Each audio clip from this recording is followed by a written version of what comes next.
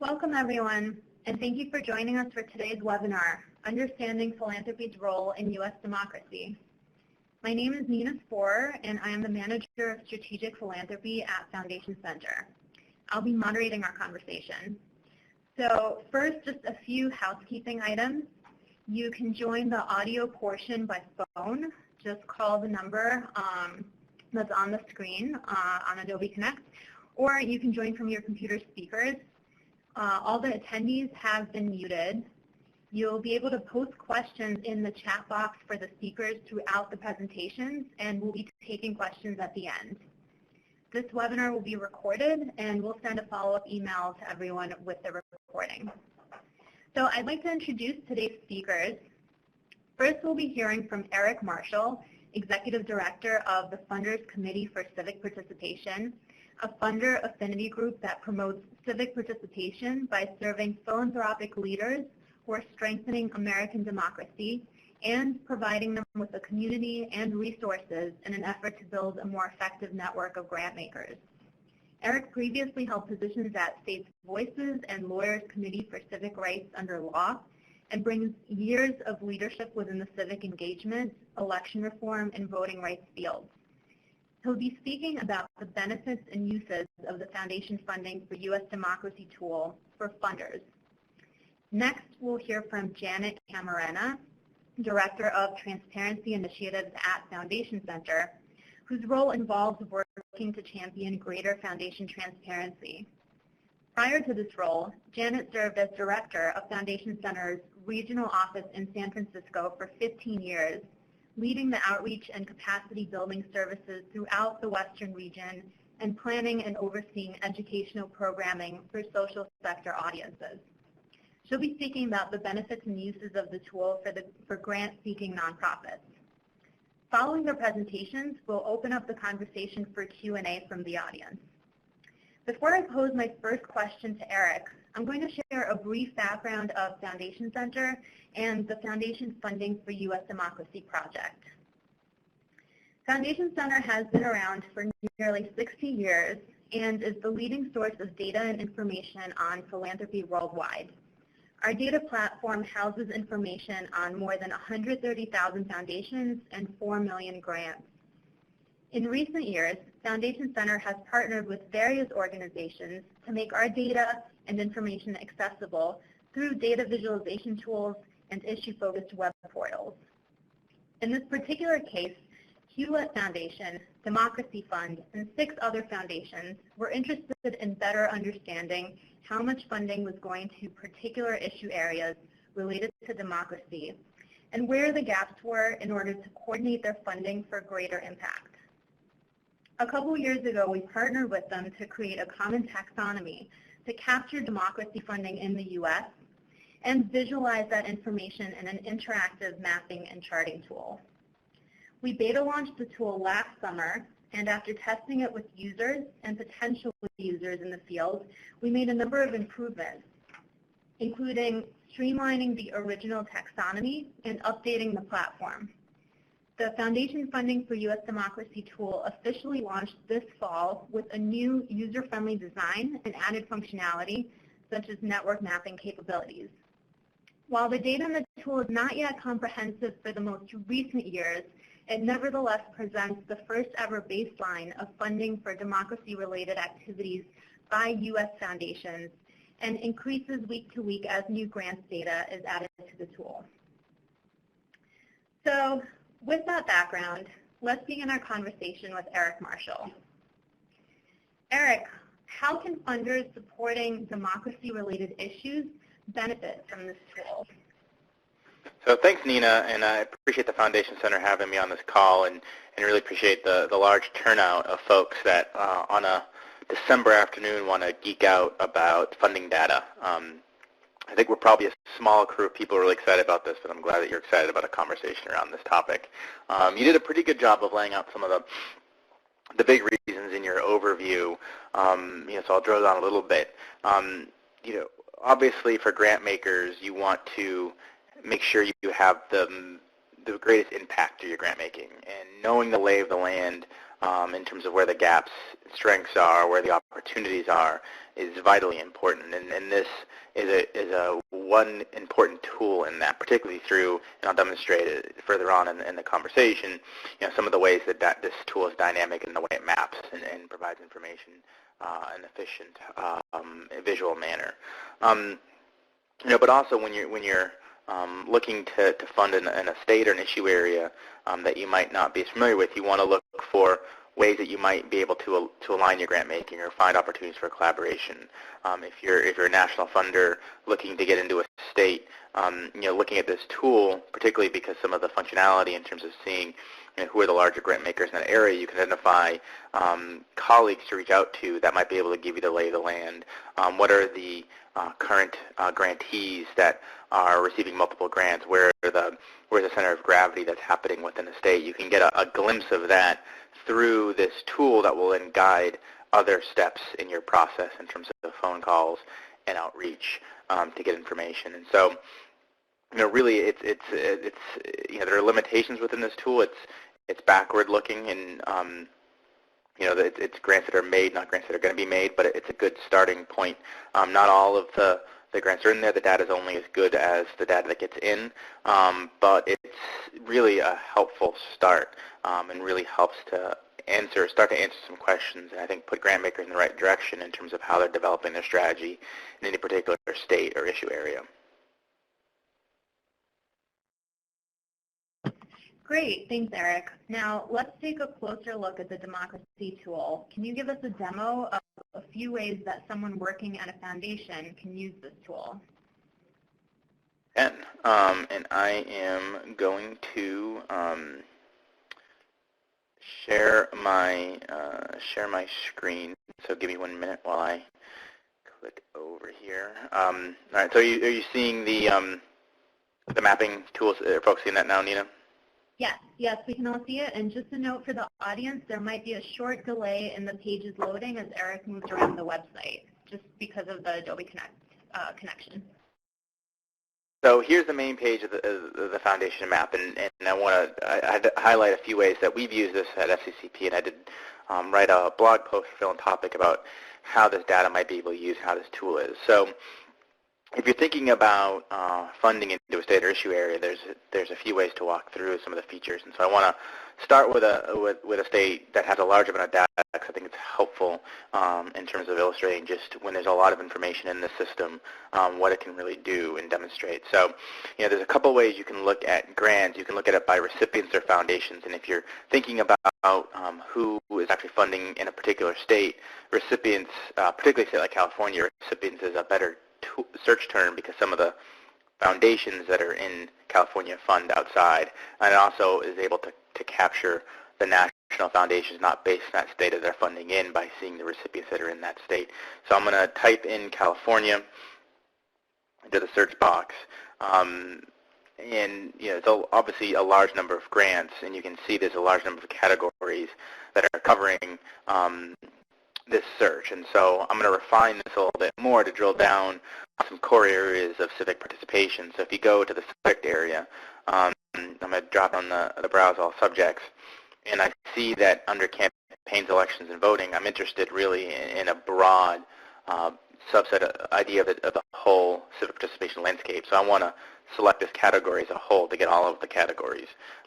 And civic participation is another issue, but they're to drill down a little bit, I'm going to leave off a couple and just focus on the issue-based participation and the public-based participation. And so whatever search term is more important for you, you can pick the different categories. I'm choosing these ones as the ones to focus on. And so you see the main view in the charts, the numbers change. And so you get an overall picture here, but then you can use a couple of other tabs to start really drilling down into what this means. And so if you look at the list, you can sort in different ways to see the foundations that are funding into the state in California. And you can see the Ford Foundation as a national foundation based in New York, and Irvine Foundation as a California-based foundation are the two largest over the course of this time period. You can also look at different time periods. I'm going to, again, use a large set for this demonstration. So 2011 to present is a large number of grants in the areas I gave the search term. And then you can pull up details and see, you can get a profile of a foundation institution. I used different search terms, but you can pull out the broad pie chart in terms of what the foundation is funding in that area. And then you can see the specific grants to see who their recipients are. And then within that, you can drill down even further to see some details about that grant. If you are interested in funding the PICO National Network, for instance, and you see the Ford Foundation as a funder of theirs, you're able then to see exactly what they indicated. And again, this is all based on what is reported by the grant maker. And so you can see the subjects, the populations that were served, the strategy that they were supporting, and general information. And so this was focused on faith-based racial and economic justice organizing and project support for civic engagement efforts. So you get a better sense of that and what the Ford Foundation has given to PICO. So if you're interested in getting more information or thinking about how you're crafting your funding, you can see how other funders are supporting that network and at what level. And also you see the duration, the total amount, and the year awarded. And so this is one way of, a broader view, collecting some information about grants made in the state of California. And then to really, though, it's a lot of information if you're looking at this table in this way and clicking detail and detail over and over again. And so one of the really great aspects of this tool is the Constellations feature. And you can see it's populating a big map here. And this really allows you to kind of drill down a little bit, and then you use the details to get the information you need once you've kind of narrowed your search. So I'm going to come down a little bit here, and you can see the yellow dots are the grant makers, and the purple dots are the recipients. And you hover over a particular grant maker, and you can see where the grants are going, and then you can hover over the purple dot and see who the organizations are. And then if you do the same thing as you see with Mobilize the Immigrant Vote, then you see that who's funding that organization. So you can start getting some spokes and see that Mobilize the Immigrant Vote shares 4 other funders with the James Irvine Foundation.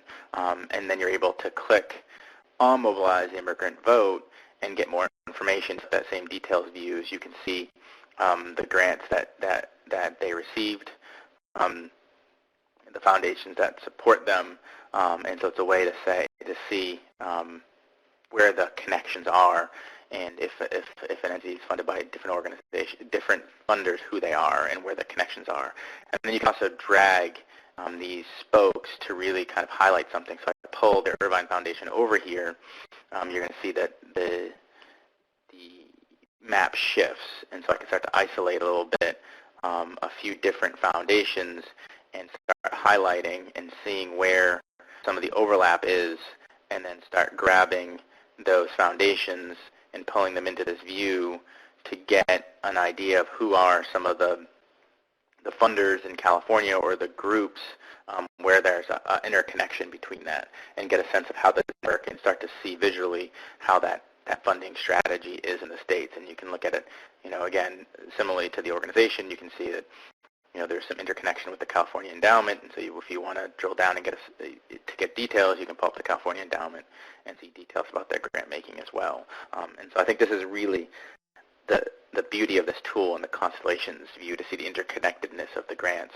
One final thing I'm gonna show in this demonstration for now, before we move on, is obviously California is rich with data and information, but you can see a state where I'm based in Texas, where there's a smaller group of funding, and so you can see the difference in terms of California, where there was a lot of dots, both yellow and purple. Oops, I'm minimizing when I should be maximizing, and a lot of different connections. And then you see here in Texas, where it's a smaller number of grantees, and there's less of the interconnection of the funders that's happening in a state like Texas compared to California. So you also get a sense if you're looking at where the connections are, where the gaps are. You get a better sense, a different sense here, and a different picture when you're using the Constellation View. And so I think this is really exciting as a way to really parse that data out and make it easier to then chop and really start to focus by using this Constellation View to get whatever it is that you're trying to search and find. I talked about some limitations in the data before, and actually going back to California, one way to show that just one of the things that the data doesn't necessarily show is there are, in California, national-based organizations, and so you're not getting total groups that just focus just in California, but like PICO, for instance, is a national entity. They have a base in California, so they're showing up. So you don't necessarily know if all the funds that are happening, they're going to PICO, are for organizing that's happening in California. Same thing with Citizens Engagement Laboratory if it's happening in multiple states. So again, that's why this is a starter tool, and there are other tools or conversations to really get a sense of the landscape in any given area. Nina, I don't really want me to go to any other searches, or should I turn control over and go to Janet? Thanks, Eric. That's perfect. So just if you see the option to stop sharing your screen, if you can just click there. Perfect. Thank you. So that's great. A lot of great ways to visualize funding data in this resource, and I encourage everyone to spend some time exploring it. Now, Eric, can you tell us how often the data is updated in the tool and what opportunities are there for funders to plug into this resource? I can. So the tool itself is updated weekly, but as I referenced in my earlier remarks, really how often that information is refreshed relies on how quickly grant makers report their data in. The Foundation Center and this database allows grant makers to report grants that are authorized or paid. Some of the members that report electronically and do it weekly. Others do it monthly or quarterly after docket time. I would say the gold standard, or how to make this as effective as a tool as possible, is to encourage grant makers on this call, if they're not already reporting or you're reporting less frequently, to get those grants in there as close to when the decisions are made as possible. The close to real-time reporting, while it's still looking backwards and not forwards, it is getting closer and closer to kind of informing your current grant-making strategies, because then you're able to see what's happening in more real time in the field to think about what those strategies are. And so the Foundation Center and FCCP has worked with the Foundation Center closely on this process, and we definitely encourage our members to do it, and they've been a great partner and really work closely with grant makers in terms of helping to get their data reported. There's an electronic way of doing that, and there's also a support through an email address that grants@foundationcenter.org, where the data can be exported to a CSV file and sent directly to Foundation Center, or grant makers can e-report through the tool itself. So there's a number of ways to get your data in. I'm definitely not the expert in terms of all that process, but would just encourage you all to make sure that if you are going to report to this database, to report as often as you can to make this as rich a data set as possible. Thanks, Eric. So just a reminder to our audience, we'll take questions a bit later, but you can ask them at any point by typing them into the chat box. And please note if your question is directed to a specific speaker. So I want to now turn to Janet Camarena to talk about applications for a grant-seeking audience. So Janet, how can nonprofits benefit from this tool? Well, hi, everybody. First, I just want to say I share Eric's delight as a librarian by training. It's great to see such enthusiasm around folks getting their hands on this data. And in response to your question, in order to be sustainable, nonprofits have to devote time to fundraising. And as Eric mentioned, alignment is super important to funders. And so it's also important to those of us who do research to figure out which funders we align with. Because at the end of the day, fundraising is a relationship business. Whether you're talking about institutional or individual fundraising, there is a relationship there. And in the institutional world, as Eric mentioned, alignment is really important. The tools included in the Democracy Portal are designed to help nonprofits better understand the ecosystems in which they work, see how they fit in and who they fit with, who they're aligned with, and identify potential funding partners. For instance, nonprofits can quickly look up top funders in a variety of issue areas pertaining to building democracy, and then drill down, as Eric demonstrated, to see detail about individual grants. You can also quickly view how organizations in your network are linked to one another, as we saw with the Constellations View, revealing potential paths you might use to obtain that coveted introduction from a trusted influencer. And finally, I think it can also be a really important source of inspiration to review the grant descriptions of successfully funded projects, as no one grant is likely to be a complete solution on its own.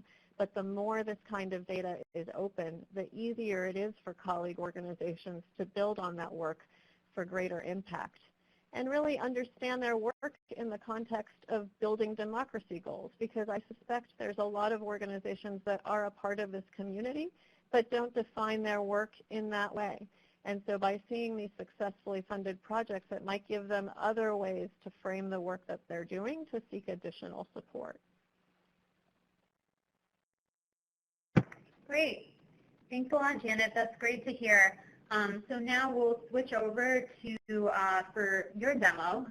So can you give us a demo of several ways that someone working at a nonprofit can use this tool? Sure. Let me just do our little set change here as I try to share my screen.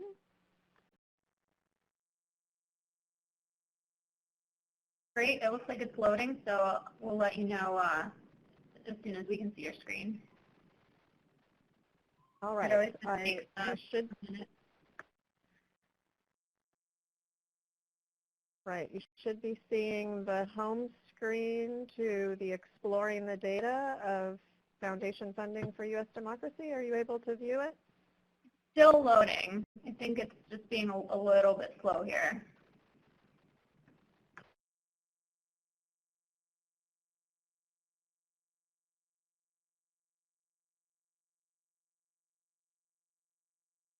Why don't we try this? Maybe you can press the stop sharing, and then we'll just try it one more time just to see if that helps. All right.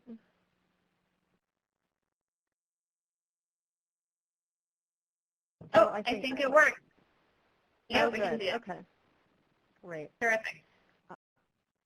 All right, let me just go to full screen. And so when you first come to the Explore the Data section, the first thing you see is the charts.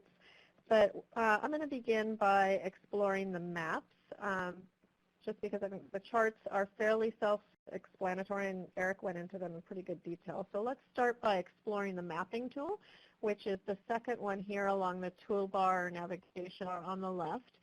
And since I'm based here in San Francisco, I'm going to start close to home by typing in San Francisco in the location box. And then notice how immediately the data points rearrange. So in San Francisco, in this database that again goes back to 2011 grant making, we have 1,049 grants are valued at $126 million plus. Awarded by a total of 171 funders spread across 201 recipients. And right now we are looking at the map and the recipient view, so these bubbles represent recipient clusters throughout the city. It's important to note that you can also change the view to foundations, and then let's change to orange to see the spread of foundations funding in San Francisco and that are based in San Francisco. So I'm going to go back to recipient view, though, for this example. And let's say that at this point we want to layer in some subjects to our search. And again, to browse all the subjects, you just click here, and there's the 4 major categories. And let's say we're interested in civic participation. So we'll click here to expand the menu. So those 4 categories are what we would call the first level taxonomy. If you click on these arrows, it reveals the next layer of taxonomy. So for this example, let's say we're interested in civic education and leadership programming. So we can check there to get more specific, check that box. And then notice how it automatically reduced our grant pool to 92 grants worth around 11.3 million awarded by 21 funders to 48 recipients. Now 92 grants is a good number to look at and maybe start getting ideas, but sometimes when folks are fundraising, they want to get really specific and see who's funding grants just like the one they're seeking. So what if we're specifically seeking grants for a leadership program focused on young people? That means we may want to go over to the more filters that's in the upper right-hand corner, because we can also slice and dice this data by population served, strategy, specific org names, grant amount, years, even grant maker type, keyword, and geo-focus. But for this example, we're going to explore the population served, and I mentioned young people, so we can look at the age groups. And there is a children and youth, and notice there is even a third level taxonomy. So if we wanted to get really super specific, we could pick one of those. But I'm going to go ahead and just do broadly children and youth, assuming that if a funder is interested in one kind of child or youth, they might be interested in my program. And I also don't want to get it too narrow initially. And then that gives me a good list of 55 grants to sift through. That may save me some time ultimately in finding my A list of potential prospective funders. So from here you can start viewing the list of these 35 grants. And notice the default view is foundations, and there's also a recipient tab, so you can look at the recipients or the grants. But I'm going to go ahead and explore, because like most nonprofits, I know you're focused on figuring out who potential funders are. And so this might be where you start scanning just for the list of names to see who's already in your network. And it does sort by the dollar value of the grant. So as you're scanning this list, you might be already familiar with some of the ones at the top of the list. But let's say the Comcast Foundation jumps out at you as one that's outside of your network or outside of your usual suspects. So you want to bring up their profile and explore it, as well as explore the type of grants that they awarded in this area. It looks like they've awarded some grants to the Equality California Institute. We can drill down. The most recent one was 2012 that we know of, but they may not be an e-reporter. And so here we can get more detail on what this grant was for. And the description tells us it was for LGBT Youth Fellowship Program, for a 4-week summer program for youth who have completed at least 1 year of college. The youth participate in Queer Youth Advocacy Day in Sacramento, attending seminars and meeting policymakers. And the program will offer leadership training and internship in a legislator's office. Now, for the funders on the phone, I just want to say, as a librarian and somebody who helps people, this description makes my heart sing because there's so much detail. You actually feel like you were there. You know exactly what this grant was for. So it just kind of sets a nice gold standard for you all as the kind of detail we love to see when we get grant descriptions, whether they're a nonprofit or a funder, because you really get a sense of what the grant was for. But we certainly don't always have that level of detail, I should mention. But anyway, once you take a look at the grant that they've awarded, you may also want to get a better sense of them as a funder. And as Eric showed, you can drill down to a handy-dandy pie chart that shows you within the context of U.S. democracy what kinds of grants they're making. And remember, we're interested in civic participation, so we can hover over that and get some data points about that. Or click on that wedge, and then it rearranges those grants by the kind of civic education and leadership they're doing. Is it public participation? Is it issue-based participation? Is it immigrant civic integration? So that really gives you a better understanding of the priorities of a prospective funder and allows you to have a better sense of how to align with them as a potential grantee. So I'm going to move on to another example. And let's see. Next, we're going to go back to the home screen of the maps. And I should mention, when you're doing a search, as you're navigating around, it keeps your headings up here, but you can just click on Clear All when you're ready to move on to another search. And as you saw me do, we did the more filter menu in that one to drill down to the youth-focused grants.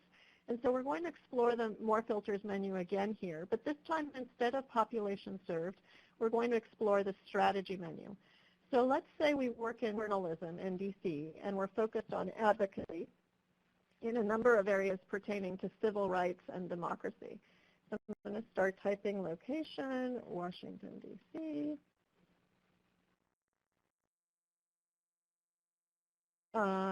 And then remember, we're interested in this case in civil rights and democracy. And let's say we're also interested in specifically around journalism related to democracy.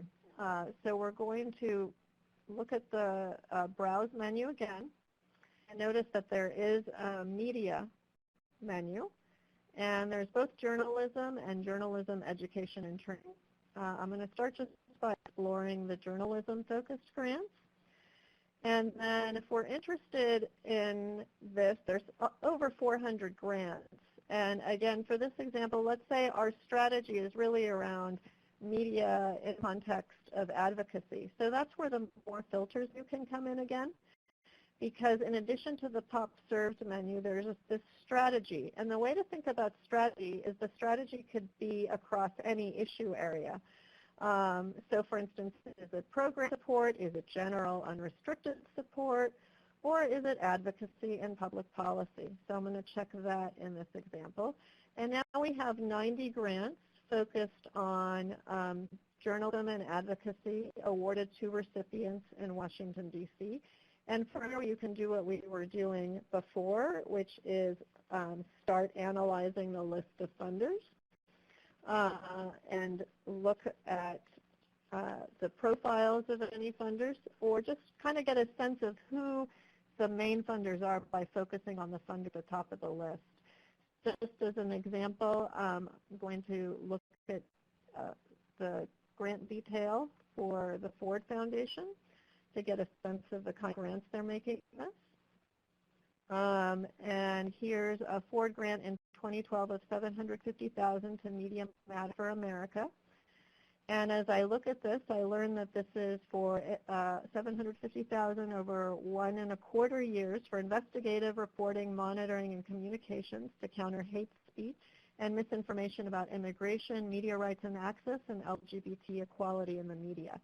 So if this is very similar to the grant that you're seeking, you should be looking at the subject headings that are used in the coding of this, as well as the population served and the strategy subject headings, because all of these can be used in future searches to help you find more grants and more funders doing work just like this. Back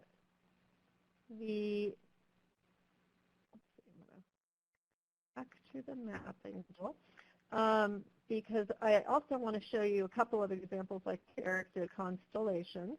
So the mapping tool can be very helpful in instances where I actually should rephrase that. The Constellation tool can be very helpful in instances where a development officer has relocated. So let's say you've worked in media and democracy in San Francisco, but you've recently relocated to Chicago. Suddenly, you have no network, or you have a very limited network and you're at a disadvantage because of that. So the Constellation tool is perfect for this situation. So first I'm going to set the map to Chicago.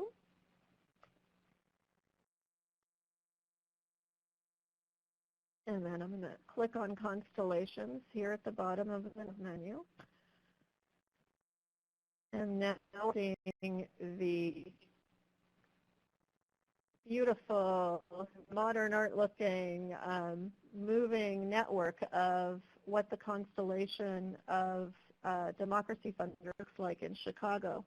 And it really is perfect for this situation because you can very quickly see, based on the size of the bubble, the influence of particular donors and how they're interconnected to other potentially influential recipients. So if I were new in town working in this field, I would put the Robert McCormick Foundation on my short list of folks to get introduced to. And along those lines, I'd also be looking for some of the central organizations that are receiving a lot of grants in this work, like the University of Chicago. And notice any organization you click on, it gives you the data points, and it also tells you they're either very central to this network or marginally central to the network, and it gives you, again, kind of a priority list of folks to get to know. And you can zoom in to see by clicking on the plus button and then drag circle around to get a better view, or move the bubbles, as Eric showed. I'm also a fan of the tabular view because it gives you then a list, a detailed list of who some of the top connected organizations are. So again, the McCormick Foundation comes up, also the Jeffs Foundation comes up, and then it kind of gives you a short list of both funders and nonprofits to introduce yourself to. So that's one way to use this tool. And I'm going to clear this because another interesting way to use the Constellations tool is what if you haven't moved, but you have a peer group of organizations that you regularly have lunch with to exchange ideas, and you help one another out.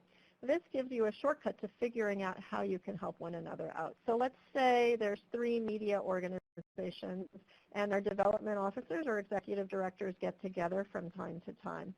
You can, under more filters or in the Constellation box, and start typing the name. So I'm going to start with Media Matters for America. And then it just shows their constellation. And another media organization, I'm going to pull up this Foundation for National Progress. And then a third one I'm going to put in is ProPublica.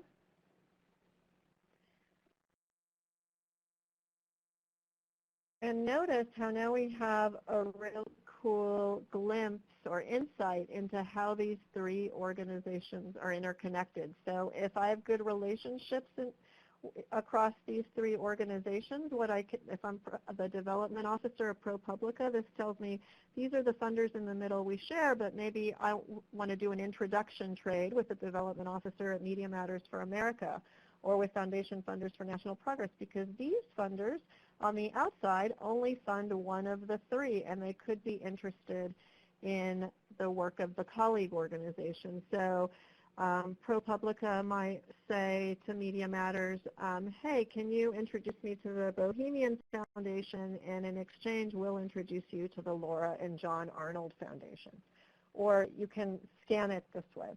So those are some quick ways that I find both the constellations and maps really valuable, because these are things that nonprofits are doing anyway, but sometimes it could be very labor intensive to figure out who I should be trying to get introduced to or how we connect to others, and this really shortcuts all of that in a very clear and interesting way that's fun to play with, honestly. Thanks, Janet. It's great to see how the funding data in this tool, along with the various visualization options, can answer important questions for both a funder and nonprofit audience. We all want to be more data-driven and use that to inform our work, and so these are just a few ways that the tool can help with that. Before we turn to questions from the audience, I'd like to ask each of you a follow-up question. And just a reminder for the audience to please type in any questions that you have into the chat, and we'll turn to them shortly. So just a follow-up for Eric, how can this tool complement other sources of information that funders have or should have in their toolkit? Sure. The kind of referenced, during my initial, one of my initial answers, this is a tool that provides a good baseline landscape to look at. So you're able to start to collect a list of foundations that are funding in the similar areas that you have in your where you're that they're funding in the similar issue in the area that you're looking at. And so you get an understanding of, okay, here are the foundations that seem to be aligned with us in this particular region or on this particular issue area. It also then provides another level of detail in terms of the purpose of that grant, the time period, the amount of funding. And so you have that view. That's a great tool in the foundation. And then the other view, that I think is really effective in this is it conversely provides a good base of understanding of the funding landscape in a particular area in terms of grantees. So who are the organizations, where there are multiple streams of funding going to a particular grantee, and you get a sense of the amount of funding going to a certain group, and then you can see where things might be more diffuse. And so, that's not enough of a picture, but it's a starting point to understand that there might be some groups that are working on a specific issue area that aren't getting funded at the level others are, and that's a one indicator of, okay, then maybe my support is more effective going here, or maybe it's not. But that's a starting point for you to then assess and figure out how you actually want to dictate and direct the funding. That it helps in terms of other collaboratives you're a part of, or within FCCP's affinity groups.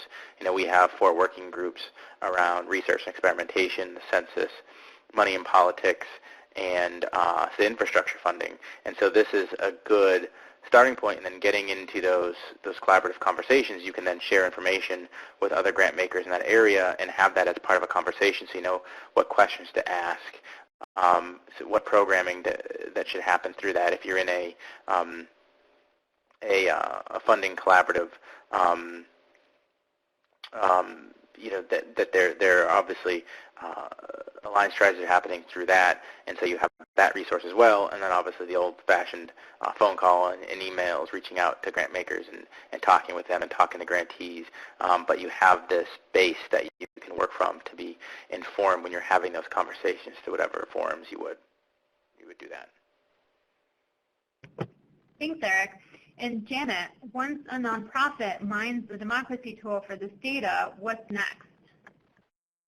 Well, I think the important thing is never to go from a third-party source, even a reliable one like the foundation centers, directly to contacting the funder. You always want to have an intermediate step where you get to know the funder in their own context as much as you can. So once you get a list of prospects from the site, we recommend for those funders that have websites that you spend some extensive time looking through the strategies and how the funder explains their strategies as they pertain to your program area, and looking at how they handle applications, or if they don't accept applications, how you can introduce your work to them in something that is not look like a proposal or an application, like that you're, so make it look like you've done your homework once you reach out to them.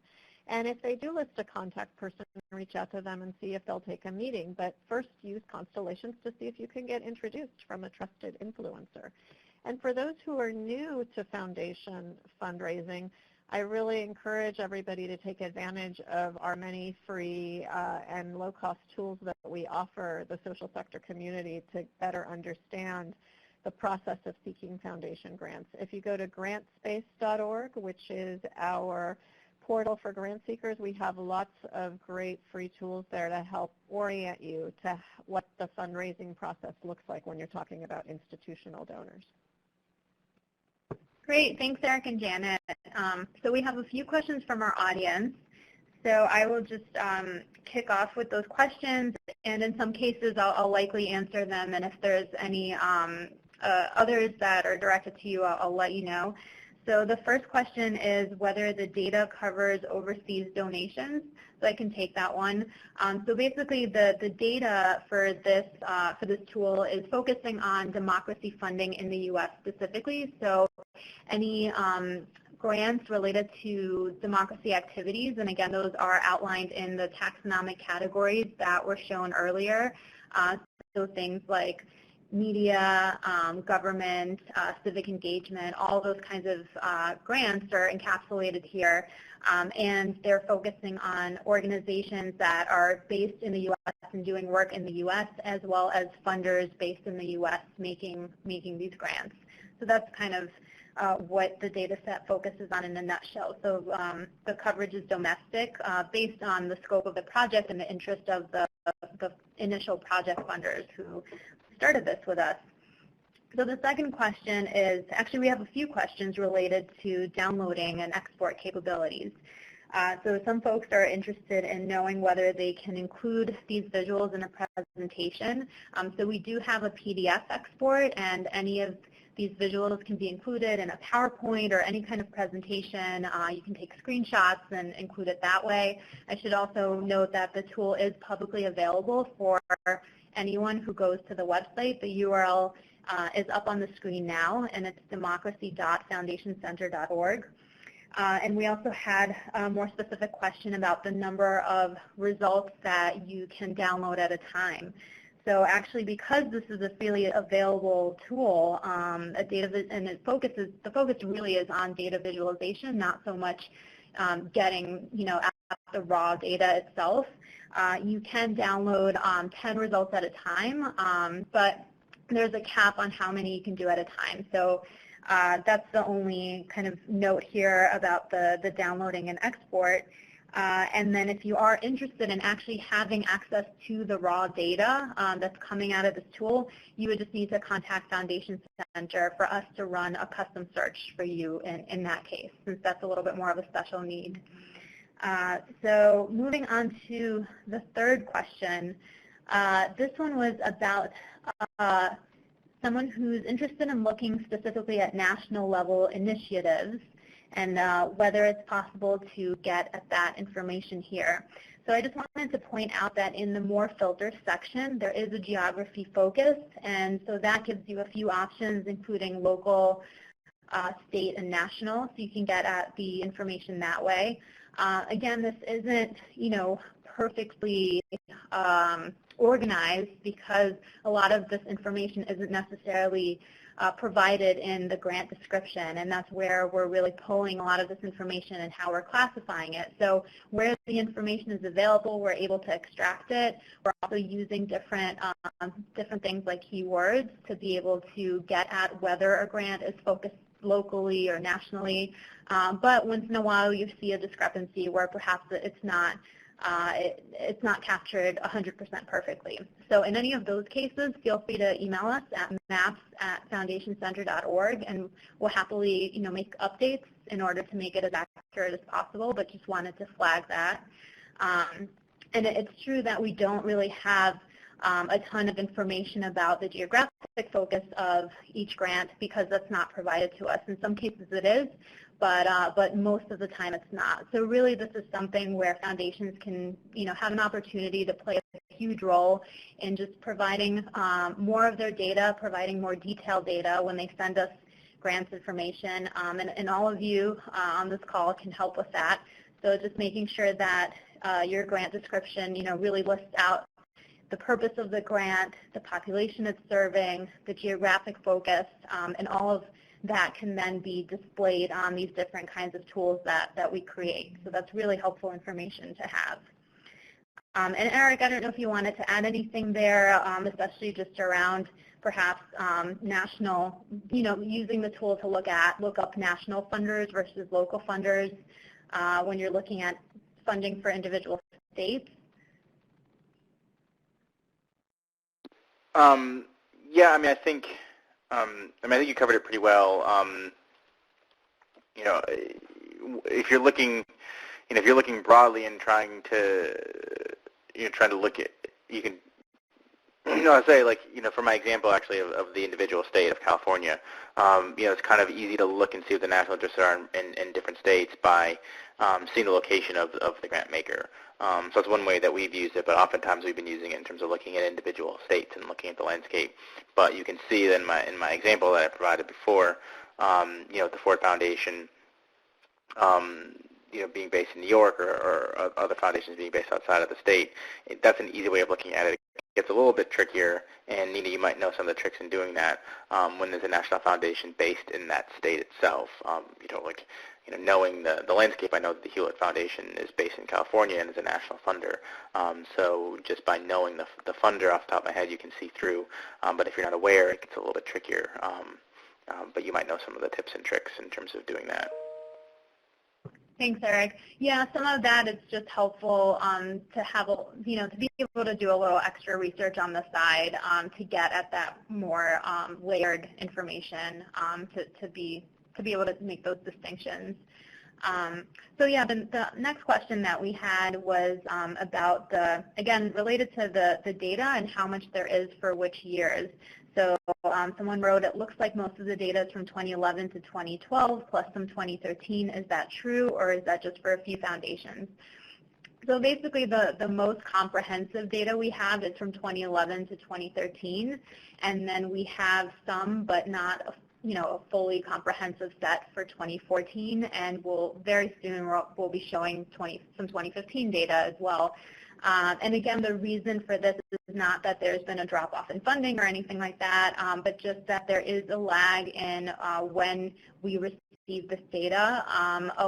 We have over 1,100 foundations who electronically submit their data to us now, and this really helps in us being able to provide more timely data to all of you through these tools. But the majority of foundations don't report their data. We get it through 990 tax forms, and so with that, there's always a 2-year lag. So that is why the older years are much more comprehensive than the most recent years. And again, this is something that will change with time. The more funders get on board, and the more folks who submit their data on a regular, timely basis, the easier it'll be to see this reflected in the tool and to get as close to real time as possible. So this is just something that is a process, and it takes some time. But as soon as we get the data, we're able to show it in the tool. So just again, encouraging everyone to send in their data on that front. So the next question, will there be a tutorial on the tool available on the website? So of course, the recording of this webinar will make available on the website, and we also have a very detailed FAQ section for the democracy tool that does have some basic how-to information. There's also pop-ups when you get to certain screens like Constellations or when you first land on the tool that give you a very kind of quick, simple tutorial. And we'll be making a more detailed how-to guide available as well. So that will have screen-by-screen snapshots that really walk you through all the different features. So that will be available soon. Let's see. We have time for just a few more questions. So someone asked to please speak to how this great tool was created. It must have been a massive longitudinal project. Thanks. Also, my company supports nonprofits big time, and I can't wait to share this with them. So that's wonderful to hear. And this was a long project. It started in 2013, the fall of 2013, so it's been just over 2 years now. And it really started with the 8 project funders I mentioned before, Hewlett Democracy Fund and 6 others who are very invested in this work and just making this information available. They really wanted to use it to help them coordinate their own funding. But then also they realized that this is just a great opportunity to make it available to the field at large that everyone can benefit from. And really now we're seeing kind of the, how folks can benefit and how different folks are using it, ranging from journalists and media folks to nonprofits to funders who are new in the space and they want to learn more about how they can get involved, to ones who've been around for a long time but might be considering taking a new strategic direction and want to be able to identify new partners for collaboration. So basically, this was a 2-year project, and it started by getting this group of funders together and defining what they meant by democracy. That was probably the most challenging part of it, but also the most interesting and exciting. And so we worked with them to come up with this detailed taxonomy that would help classify and organize all of this grants information. Over time, we iterated, improved, and streamlined the taxonomy to what you see now in the tool. And then at the same time, we also gathered all of the data, mapped it to the taxonomy, built this mapping application, and launched it and made it available. We also have a democracy blog series, so 10 different bloggers looked at the data in the tool, analyzed it, and wrote blogs from their different perspectives, focusing on a range of issues, elections, campaign finance reform, technology in the democracy space. And so that was also an exciting way that we kind of were able to get the word out about this tool. So that's a link that we can share with everyone in the follow-up as well. So with that, we are running out of time. So unfortunately, if we didn't get to your question, just please feel free to email us with any questions at maps@foundationcenter.org. And I just wanted to give our speakers a chance for any closing comments. So Eric? Yeah, I appreciate everyone taking the time and enjoyed the questions and talking with this tool with you. And just say if you're interested in more information about the Funders Committee for Civic Participation, you can check out our website at funderscommittee.org. We are a national affinity group for foundations and major donors that are interested in C3 civic participation. So I'd love to talk to you and see how you can engage in our programming. Thanks. And Janet? Thanks, Nina. Thanks, Eric. In closing, I think I'll just respond to one quick question somebody asked about the resource I mentioned for grant seekers, which is www.grantspace.org. And that's space like outer space. It's a space for grant seekers to come and explore and learn more about the tools, the many tools Foundation Center has to share. And one of those tools is our libraries and learning centers around the globe. We have a network of funding information network partners where folks can go and access not just this database, which is free, but our broader database of all foundations and their grant making, Foundation Directory Online, and then the broader Foundation Maps database on which this database is customized from. And those are available at more than 470 libraries around the globe.